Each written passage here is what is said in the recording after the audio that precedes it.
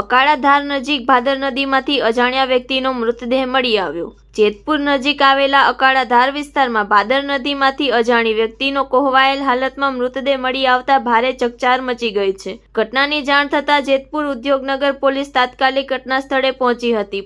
Police દ્વારા મૃતદેહને PM માટે જેતપુરની સરકારી હોસ્પિટલ ખાતે ખસેડવામાં આવી છે। હાલમાં મૃતદેહની ઓળખ થઈ શકી નથી। પોલીસ દ્વારા ઓળખ માટે પૂછપરછ શરૂ કરવામાં આવી છે। પોસ્ટમોર્ટમ રિપોર્ટ બાદ જ મૃત્યુનું સચોટ કારણ બહાર આવી શકે છે।